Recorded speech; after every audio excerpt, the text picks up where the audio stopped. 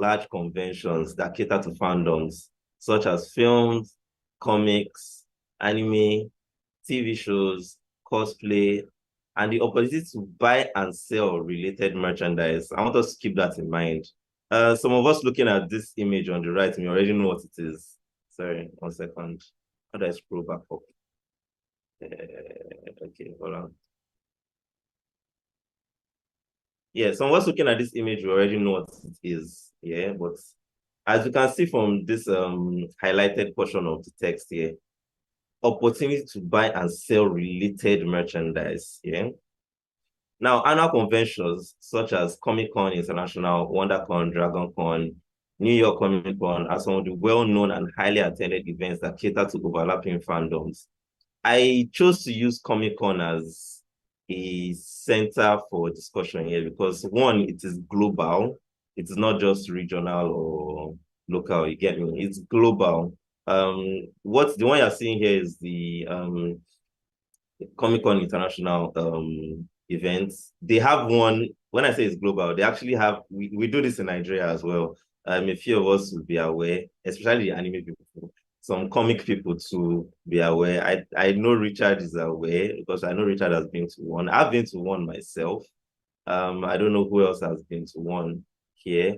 And like you see in the explanation, it is a center, so it's a gathering of people who are fans of different things. Although Comic Con tends to focus mainly on anime, video games, comics, movies, and the like. So things around pop culture. I mean, less things about politics and stuff and brands, but more about things around pop culture. I mean, cartoons, everything in one place. It's like going to which market in Lagos? It's like going to Eko Idumota market. I mean, you can see everything there that you want to buy. That's how Comic Con is. So it brings together fans of different, like various topics, or I mean, films, comics, anime, TV shows, whatever you're looking for, you will see thousands of people there who are on the same wavelength as you. If it's like going to if Whiskey throws a show now, I mean, you know you're going there, you will see FC people there. You understand? If Davido has a concert, you know it's 30 people that are full there. So Comic Con, in the same vein, everybody who likes one of the things being shown or talked about or discussed at Comic Con are definitely going to be there. If there are 100 people, at least 80 people will go for the event. And this is a very, very good opportunity. Again, look at the highlighted text to buy and sell related merchandise. A lot of money is made there and it's not being. I want to throw this to the house. Has anybody here been to Comic Con in Lagos or international? Comic Con, first of all. Has anybody here been there?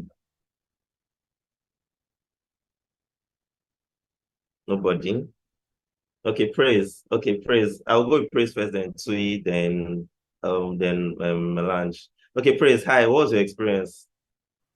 So I went to Lagos Comic Con. I think the first one I went for was the one we did at Alausa Ikeja, and I actually was a volunteer there. So I mean, I got to work with the team behind it, and it was my first time, and I was really amazed that we even had this in Nigeria. So um, I saw a lot of people, you know, coming out with costumes. So they actually did a competition for the best cosplay, and I saw it was tailored to Nigerian comics.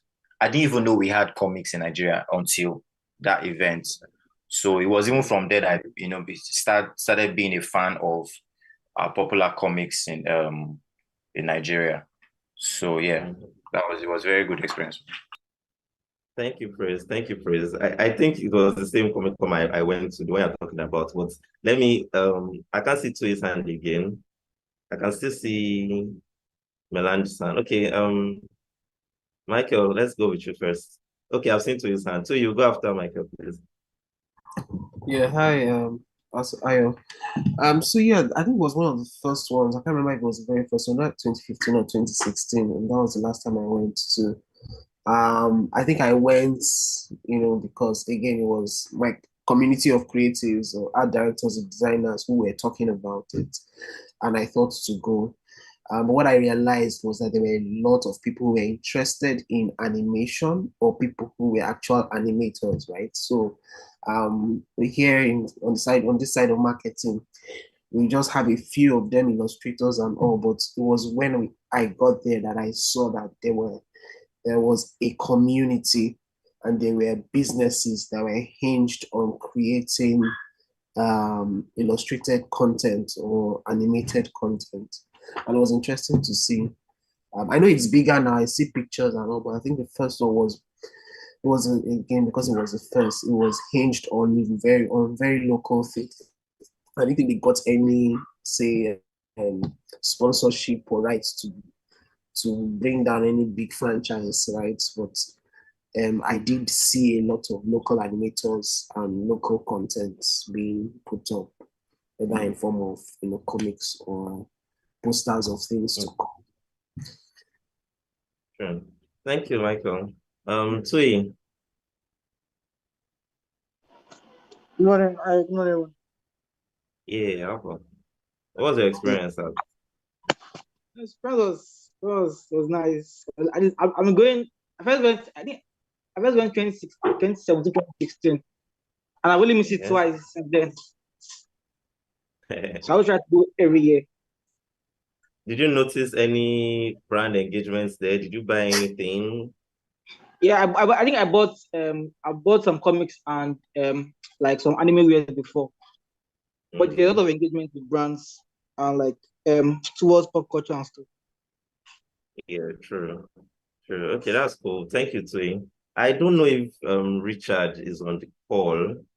Because like what Praise mentioned, it was the first time I knew that Nigerians actually did comics was when I went to Comic Con. I did not know we had Nigerian comics, to be honest. But when I went there and I saw actual people drawing comics there, selling things, I was like, okay, whoa, this is a whole space that has been untapped, at least to me.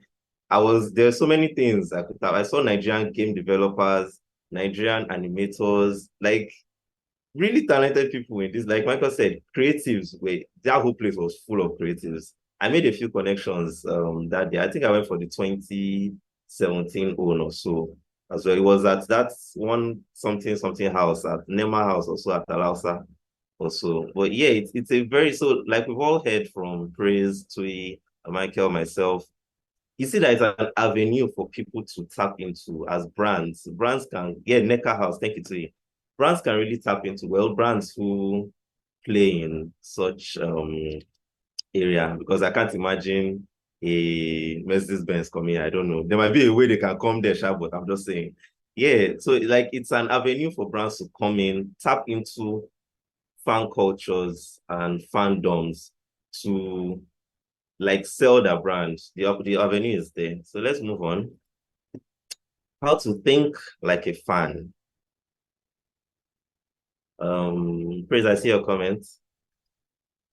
Yeah, so building a brand is no mean feat. While there's no one size fits all method, personality is the key to success.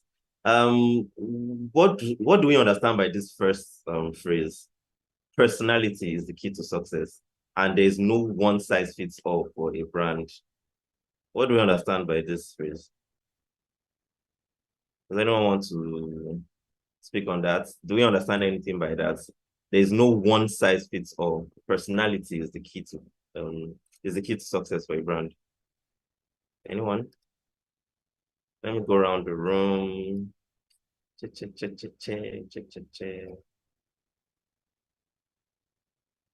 Okay, I see an Ife. Hi, Ife. Are you on the call? Oh,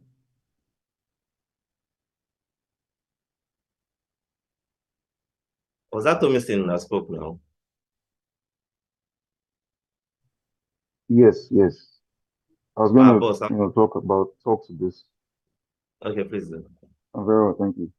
Okay, so speaking to how different brands communicate and how different brands approach their audience is very, very different in the sense that A brand, so for example, a brand like say Airtel, the way and manner at which they would communicate with their audience will be very much different from the way, say, an MTN would communicate, right? And what's most important to them is the engagement style that would always make their audience resonate with their brand compared to how say, maybe a glow would communicate with their audience. So I think for a while now, Meta has been very successful with their storytelling in terms of how they sell their products and services to their audience. And with that form of engagement, they've been able to attract, a new set of audience to their brand, right? Same way, MTN, on the other hand, came up with another strategy of picking a brand, what's it called now, influencer, right? Back in the day, that's Saka, and they were successfully able to spin off the potting, um, the act of potting the influencer from another, or pitching the influencer from another brand to theirs, right? Because at that moment they were also trying to sell the product, right? That had to do with moving, your line from this particular network provider to Yeah. another, right? I mean, that was a very, very, very witty, very creative way of doing it. And I think since then, they've gained a lot of audience. They've also gone about different creative manners to selling their products. But what's most important is the style of engagement with the audience, right? Uh, Aside telecommunications examples, even musical brands, right? I'm talking the Wizkids, the Davidos, the Beyoncés, the way they also communicate to their audience, their style of music, their approach to marketing, right, also differs. For example, a Beyonce, you know, even when she goes on tour, right, most times she's always, even before she goes on tour, you notice that she'll probably have sold out her concert tickets, and people are waiting for, the next venue of a show. There's a certain metrics to how they go about these things. And I think that's why, that's there's no one size fits all comes in, because everybody has a different strategic approach to how to reach their audience. Yeah, that's my own. Sure. Thank you very much, Dominic. That was very in-depth. I mean, I couldn't have explained it better, to be honest. So yeah, I mean, we all heard what Thomason said. So audiences want to be drawn in by brands' social pages. To do this, brands need to give users reasons to follow and reasons to engage. They want brands to take a position, whether it's about climate change or the best Batman villain. I mean, as a brand, you have to be talking about something. You can't just come and always be just product, post product, post product, post product. I mean, switch it up a few times. Talk about things that people would want to engage with. People would know that, oh, this brand likes this. This brand is comical. I like comical things.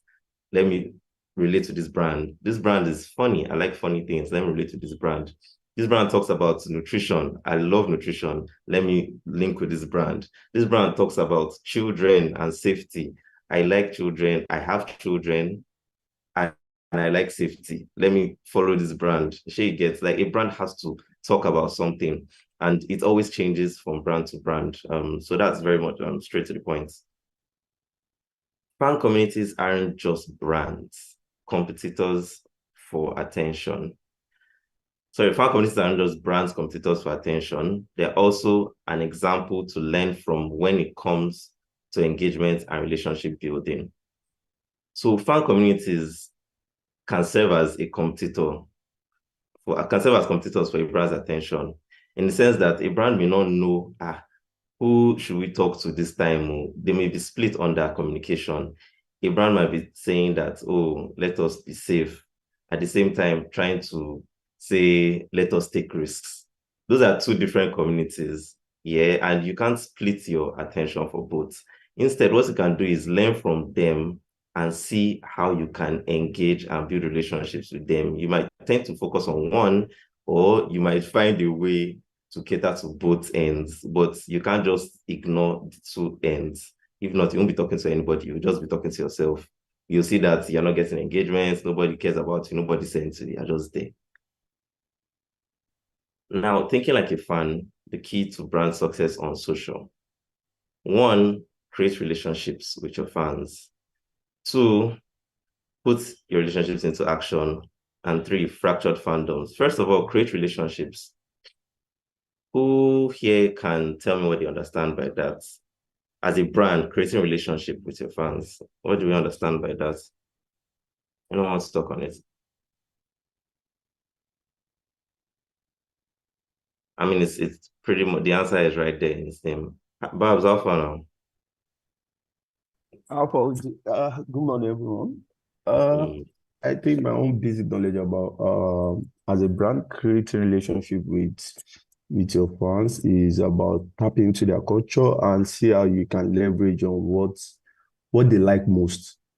If I want to give an example, I will give an example of this. Probably because I know I've seen them with a lot of stuff. I mean, Tiger Bear. I noticed one thing about them, like tapping into that Gen Z culture, like unapologetically, and you see their lifestyle, even from their events, you can see that, oh, they are speaking to a particular demographic, and you get to know that, oh, they want to create relationship with them. And for real, ever since then, I've seen some kind of people attached to the brand, and they've been kind of loyal towards the brand based on them speaking in their own manner, in their own way.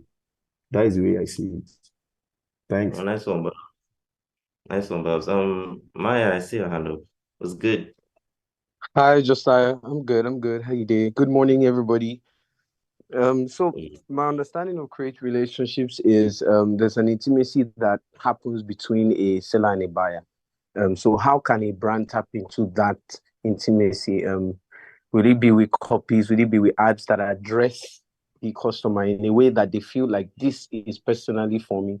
Um, so like how do I speak to the customer that he always wants to hear my voice? I mean, I've never met the customer has never met me, but when they engage me, they feel like I made this for them. This ad was for them. This was for me. It's like how you watch maybe, okay, let me use church for example. You go to church and then there's a preaching that the pastor is preaching and you just feel like this word is for me. And so that's what I understand from create relationships. Make that customer feel like this is for me. How do I establish that intimacy? Would it be with copies that are directed at the demography of the customer? Am I speaking their language? Do I understand them? So that's what I got from it. Yeah. true. Very, very, very, very true, Maya. Okay, hi, Praise. I see your hand. Okay, I want to just give a very practical example that we all know. Davido music brand is very good at creating a relationship with his fans. I think he's even like number one when it comes to that. You can just do a concert and at the end of that show, he's probably spent like 5 million, 10 million on fans, just like sharing 500,000, 1 million. You just see someone from the audience, the person is dancing well, just say, give that guy 1 million. And little things, I mean, things like that go a long way in building his brand because till tomorrow, many FCs, no matter how what they say about their FC or whatever, when it comes to Davido, they can't really fault him for his magnanimous nature as an individual and as a brand compared to other icons or other brands out there. Okay. True, Praise. Please, oh, we're not doing 30 BG and FC war. Okay. Well, yeah, that's true, Praise. As you mentioned Davido now and his magnanimous nature, I'm talking about creating relationships with brands. It made me think about how brands tap into already just an avenue for tapping into fandom is when brands go through celebrities, for example.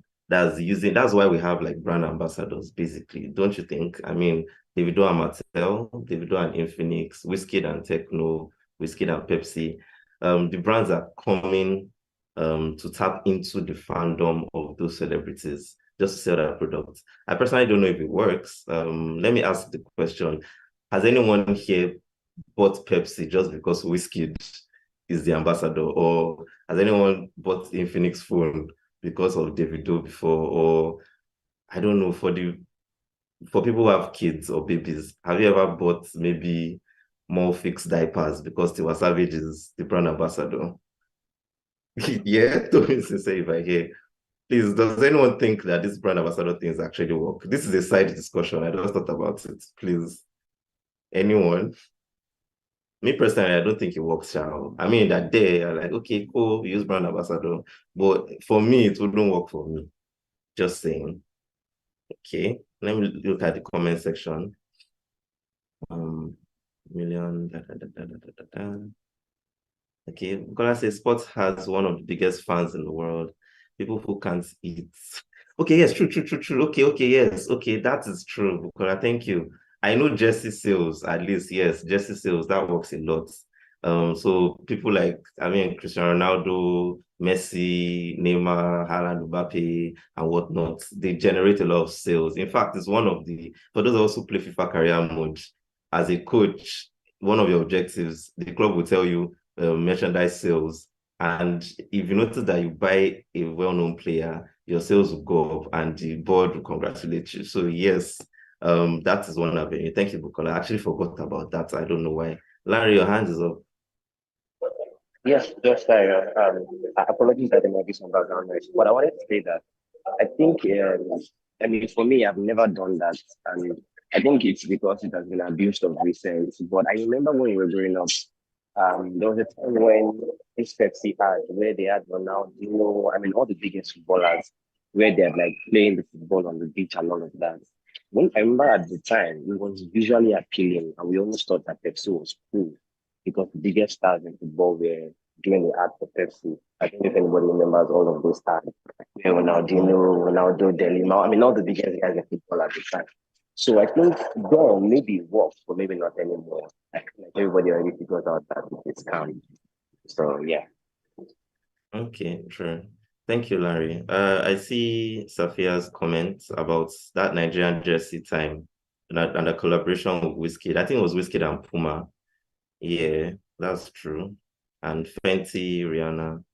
Okay, Michael says, I've never seen a Beyonce merch in Nigeria. I've actually seen Beyonce perfumes in Nigeria, but I haven't seen someone like buy them. They're just on the shelves. Fenty, I actually know someone who uses Fenty for some odd reason. Well, she can afford it too. Let's see. Oh, Beyonce had an Adidas collaboration that flopped. I didn't even know. I didn't even know that. Okay, Annabelle says, I buy some products or try out something new when I see someone I like in a movie.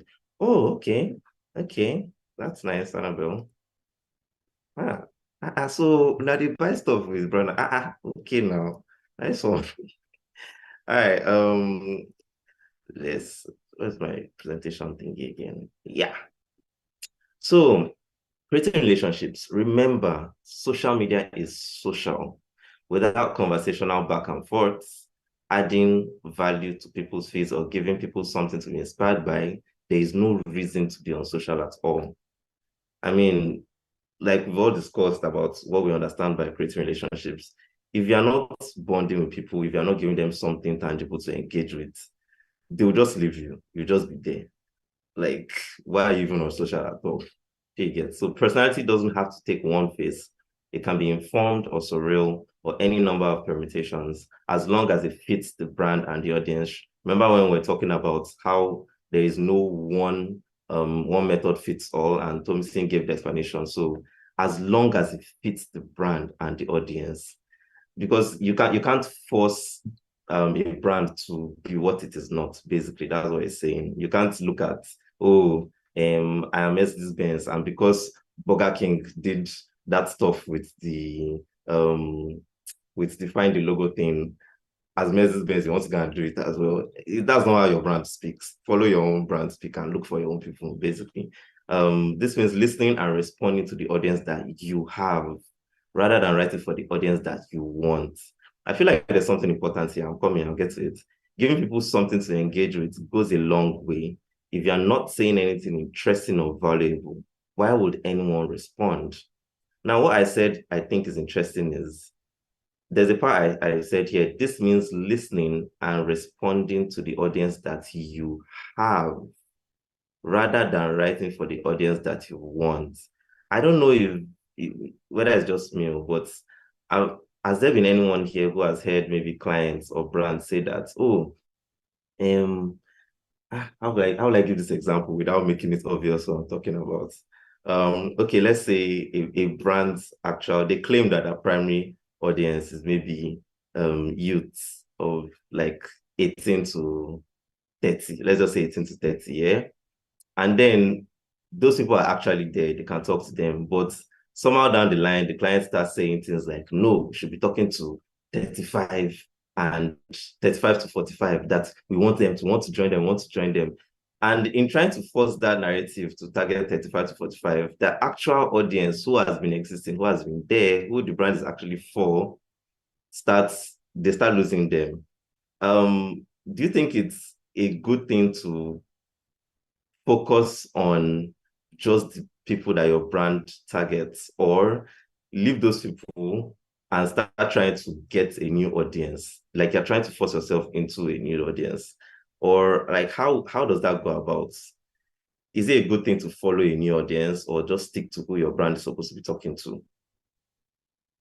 Does anyone want to answer that? Okay. Sophia says primary target must be primary. Okay. Someone agrees with that. Thomason agrees with that. Okay, hi Sophia. You want to speak more on that? Hi, JustAyo, nice session. So I'm trying to remember there was a session we had where Motola, I believe it was Motola, was talking about Tiffany's, the jewelry brand, and excuse me, and then I remember seeing one ad where they featured Beyonce and Jay-Z, and I remember also like Motola talked about she talked about how they're trying to capture a new audience. So the perception around Tiffany's was that is like your grandmother's jewelry brand, that kind of thing, like old people's jewelry brand. So they're trying to capture a new audience, and then they started doing stuff with like Beyonce. And I think that campaign was successful because they let some things, like some things didn't change in their campaign, like the way they were communicating. They were still very like classy and all of that with their campaign, but some things changed in the sense that I think they even did like a rebranding at some point where they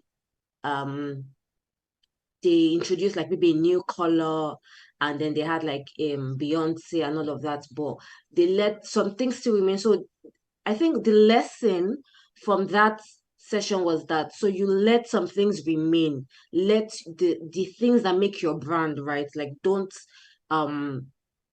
ignore that when you're trying to get new audience. So yeah, I think that's all I have to say on that. Thank you. Okay, thank you very much, Sophia. I see a comment from Bukola, psychographics always, please, not demographics. Hi, Bukola, please, could you help us talk a bit on this? Yeah, absolutely. Good morning, JustAyo. Good morning, everyone.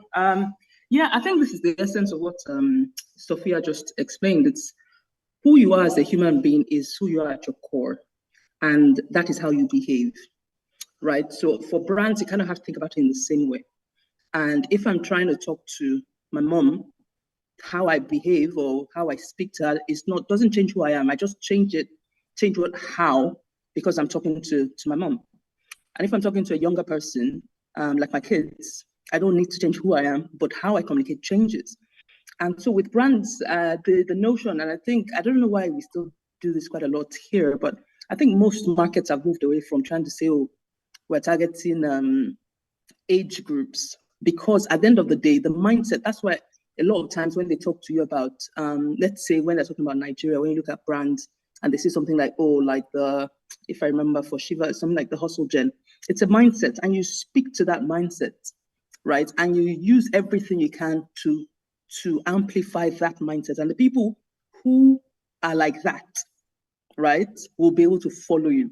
So it's not like, if you pick sports as an example, they're not really chopping and changing who Man United is or who Liverpool is. They are who they are, right? Some, even the fans will tell you this is not the way we play football. Our philosophy is like this. They'll be telling you, get the kind of players that can play a style of football. The fact that it's not working does not mean that you now go and be playing possession football that does not lead anybody anywhere. So because there's an essence of what that brand represents. So even when you're refreshing how you talk, which is what we've seen in the case of Tiffany, the example that Sophia used, you can refresh how you talk. The issue is that sometimes brands get too caught up in the how versus, who they are and why they exist.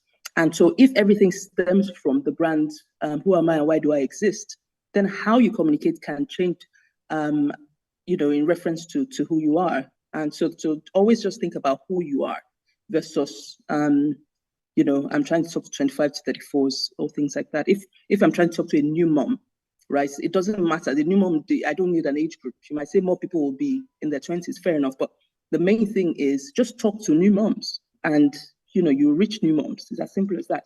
Talk to entrepreneurs or talk to people who are starting new businesses. Don't forget the age, not that relevant. Talk to people who like Davido. Fantastic. Some of them, you might be shocked, might be 70. Might not be the core group, but just talk to that ideology. So that's the argument. Thank you. Wow, thank you very much, Bukola. I mean, me personally, I understand better now. So, I mean, if I understand, I can imagine the rest of you too. Yeah. Okay, Maya has a question in the comment section. I'll leave that. So please, anyone who wants to reply, I'm looking at my time. You can reply Maya in the comment section, please. That's a discussion. So it wasn't really a question. It was more of I was agreeing with what Bukola said, like purpose over person. It wasn't really. Okay. I saw the question mark. That's why. Sorry, my bad. Sorry, it was a miss. It was the question mark just joined. It wasn't part of the original. That's cool. That's cool. Okay. Yeah. So, fractured fandoms. The emergence of other platforms gives us the opportunity to find new pockets of fans to engage with. It presents an initial problem. You can't take a one-size-fits-all. Remember that phrase again, one-size-fits-all. You can't take a one-size-fits-all approach, but this is outweighed by the accessibility of the new fan groups that these platforms present. I'm sure by seeing this now, if we can actually just read this, we would understand where I'm trying to go to. In a nutshell, the way you talk to people on Facebook as a brand can't be the same way you talk to people on Twitter. Can't be the same way you talk to people on TikTok. I mean, Facebook, you can use static images. You can have a long type, almost like a blog post. On Twitter, it's more about very short, witty, straight to the point, almost chaotic communications. TikTok and Instagram Reels are video centered, so you need to post things that are like 30-second videos and short clips. You can't go on TikTok and be posting blog posts there. You won't get engagements. That is not the right platform. So what Fractured Fandom is trying to say is there are different platforms for different communications. You can't just use one type of communication or one type of speech. You get like personalized things. It's like when you're writing, let's take it to the traditional forms of media now. You can't write a radio and expect a radio to be on TV. It won't work. Just imagine a commercial on TV and all you're seeing is, or all you're hearing is just voices. There's no picture to go with it. It won't work. You have to tailor your communication amongst different avenues and different platforms. So with new platforms continuing to pop up, it's crucial to figure out who is on them and how they are behaving. You can't replicate the same posting strategy across all platforms. Shoehorning won't work. You can't force it, basically. Okay, we all understand that, I believe. So yeah. Also missing, okay, comments. Always respect foreign brands that post on Twitter and get same conversation. Really, actually, unlike Nigerian brands, is there a certain metric to it? True. I've not seen, I think the only Nigerian brand I've seen that is maybe close to hacking Twitter is Bold. I say Bold, sorry, Biggie. It's actually Biggie. Yeah, exactly, Sophia. I want to call there. But I think, me personally, the only brand I've seen on Twitter that might be close to hacking Twitter is Biggie. But their approach is different. They use like, if not all of the what's smaller than macro, all of the macro influencers, if it's not all of them they use, I don't even want to know how they do it. But it seems like that in every conversation with a micro or macro influencer, whatever, they are calling you, come outside. If you like, straight to your face. Derry, how far? What's your own take on it? Because like you seem to understand this Twitter thing, or you've done Twitter with a Yeah, brand before. I'm outside. Yeah. I've worked on a brand that we basically won on Twitter. Like that was a major breakthrough in terms of, you know, reaching a wider audience. But the whole positive side of Twitter, I would say, is how we can be able to connect with your audience organically, right? You don't need to pay like as you do every post on Instagram. You can easily see conversation going on and quickly look for how you can be able to speak in your brand tone and also in a tone where the audience would actually want to listen to you now. So for example, what's trend? I don't know what's trending, no, but say a define beauty. Like if something that's trending now, define beauty. What is fooling around? You get people then start replying it with a screenshot or a video of somebody listening. So some may say define beauty and they're sending a picture of a fancy perfume, for example. That already says that this is beauty now. For a brand easily define beauty, they can post a picture of I just say Maggie now, a picture of a Maggie plate of jollof rice and Maggie cube there. That alone has spoken. The brand has used its own way to speak about themselves, but using a trending conversation online to actually jump on the conversation. And you could actually trend from that. People can start replying in a comment and say, "Oh yeah, Maggie has that." Just use that one to spark up conversation. Um, I would say Twitter is one of those platforms that start a conversation is like a thing that you can build out of it. And that's why I'm still urging our brands in Neukleos, especially Nestle, to actually jump on Twitter because I've seen a lot of conversation, especially Golden More, Maggie, and the likes, where, in fact, all Nestle brands, because you can see people are comparing Golden More with oats, with this, with that. It's an easy conversation starter that Golden More can even jump on it in a witty way and say, jump on it in a very witty way that people see and laugh because people love Golden More, right? And they would also actually want to see what Golden More is saying. And that was what was one of our success when I was working up with Power Nigeria, right? We were able to jump on conversations because our audience is very large and everybody on Twitter basically is our audience. They want to shop, they want to buy groceries, they want to buy stuff, and it's been sold on Power Nigeria. So how do we then communicate with them? We easily just develop a method where we are going to be witty, we are going to be fun, we are going to be what every brand wants to see, what every individual wants to see rather. You are going online to go and see a chameleon, right? We want you to actually want to come online to see a Spa Nigeria. And that was what we're able to achieve. And people are really looking out for what next thing is Spa Nigeria going to say. Are they going to jump on this tweet? Or they won't tag us as a point and say, guys, see this tweet, do you want to jump on it? Or stuff like that. It became that kind of, we started building an organic community that we didn't even need to start paying for ads. We were already that those guys online get. So basically that's what I have to say. Thank you. Okay. Thank you, Darren. That was in depth. I was just going through the comments sections and laughing at the comments basically. Okay, well, Michael says most Nigerian brands on Twitter do not have a defined tone of voice. Possibly, yes. Most likely, actually, yes. It is. EFCC once had, I don't know, that EFCC handler guy, I think he left there. Since then, they've gone away. Falabi says they are being careful on Twitter, which I think so as well. Yes, Kola and agrees with Thomason. Yeah, I don't think any brand has stopped it either. Okay. Let's move on because of time. Discussions can please continue in the comment section. They're interesting discussions. Okay, now put it into action. So highlighting the conversations a brand should be joining or picking out the followers to engage with are all vital in helping brands establish themselves and embody their audiences. You can link this to what Derek just explained about Twitter. You need to highlight the conversations a brand should be joining. Don't just jump on everything.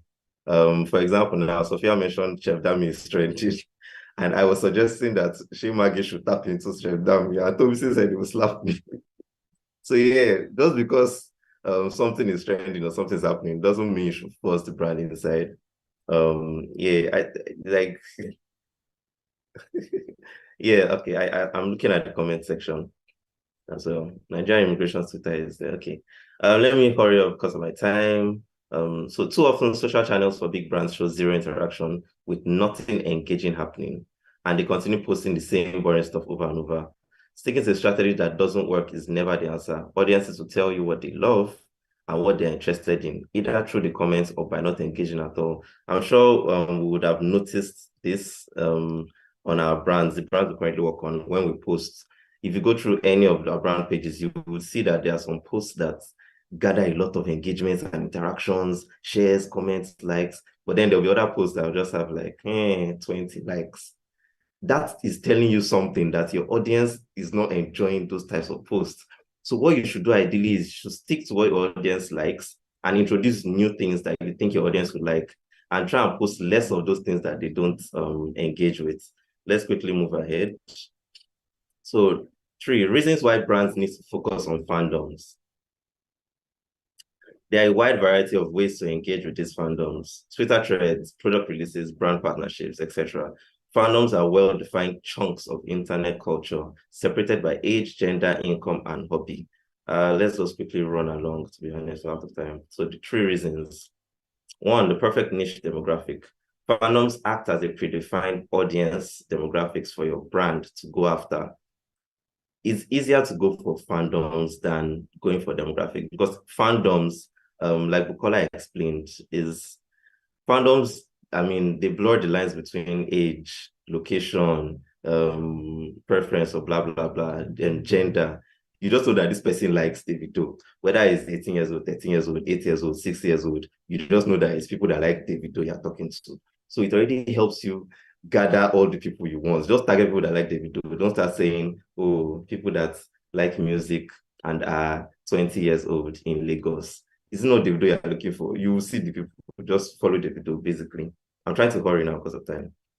Second reason, a humanizing brand opportunity. Your brand will seem much more down to earth when it can successfully interact with a more casual medium of fandoms. An example here is when Fenty Beauty played off, that's for Rihanna's makeup line, played off Cardi B's WAP acronym to promote the eyeshadow palettes, calling them wonderful palettes. I mean, those of us who know the song know the actual full name of the acronym, but yeah, moving on. Sophia is laughing. Okay, so 3rd reason, loyalty for all things fandom related. So a serious, very sweet example here is in 2017, Rick and Morty, for those of us who know and watch Rick and Morty, took internet culture by storm with a reference to the historic McDonald's Szechuan sauce from the 90s, a sauce that had stopped being in production since the 90s. But after that episode aired, McDonald's had to respond to the crazy fandom buzz because everybody who followed Rick and Morty suddenly wanted the Szechuan sauce.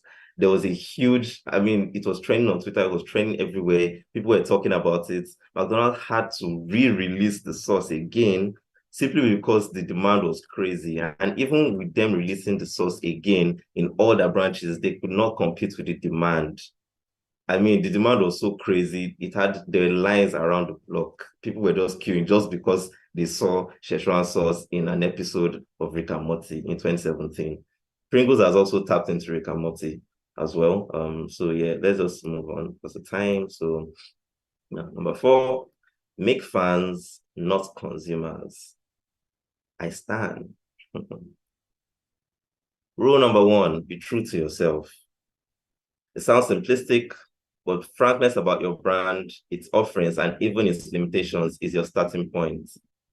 Somewhere deep in the genes of advertisers is the idea that too much honesty runs the risk of alienating some audience members, and that alienating anyone is a risk not worth taking. But that's old school thinking. Because these days, it seems like brands just want to be very, very, very cautious or very careful. Again, like what Afolabi said about Nigerian brands on Twitter, they're just being too careful. They don't want to take risks. They don't want to, if you take risks now, we'll lose this, we'll lose that. But this rule is saying that, yeah, Afolabi, social media does not forget. Actually, they don't forget. But today, distinction equals strength, weakness equals authenticity, and mistakes can be turned around. There are a few brands who have made mistakes in the past, but they would come out. Case in point, there was a time we discussed KFC when they had to apologize that they were out of chicken. I mean, how does a chicken franchise run out of chicken? And they were very honest. They came out and actually, yes, exactly, Sophia. So they came out to apologize to people. How many brands it's a huge thing for a brand to actually come out and apologize to people. They showed that humanity in doing that they changed their whole name, KFC, to FCK, and apologize to people for that. Let me not dwell too much on that. Rule number 2, be relatable. Identification is a huge factor in fandom. So as much as distinction is your selling point, the fact that your brand is distinct in the same way as others is how to start building legions of fans. Look at your fan base and determine what part of the identity your brand is speaking to. Shape your real-life interactions around that. Be relatable to your fans. Okay, Michael says, how during COVID they stepped under finger licking? Yes, you can imagine. That was very, very thoughtful. They showed humanity there again. I didn't even know about that, Michael. Thank you. Because why are you licking your finger during COVID? You're not supposed to be washing your finger. But yeah. Rule number 3, turn on the charm. Advertising is and will always be seduction. Building individual relationships is based on charm, connection, and personability. Building a relationship with the public is no different. It's a matter of getting people to like you. You have to toast the people. If you don't toast them, brands are made up of people. So prove that you are human and have a personality in all your interactions with fans. Again, I think what we're seeing a pattern here: be human, be human, be human. Don't just be a brand like I'm a wall, I don't have life. Okay, that brings us to the end of my presentation. Oof, I think I just have a few minutes to spare. Thank you for sticking with me. Does anyone have any contribution or anything for a roundup? For someone who stole me with slippers. Okay, it seems like we're all good. Yeah, that's it. Let me stop sharing my screen now. Okay. Thanks, JustAyo. I was going to ask, am I that bad? I won't stone you now. But I'll come for you, Sha, if you've not finished on time. Thank you so much, JustAyo. That was really insightful. It was really engaging. Thank you everyone for joining this session. I wish you all an amazing day ahead. Bye everyone.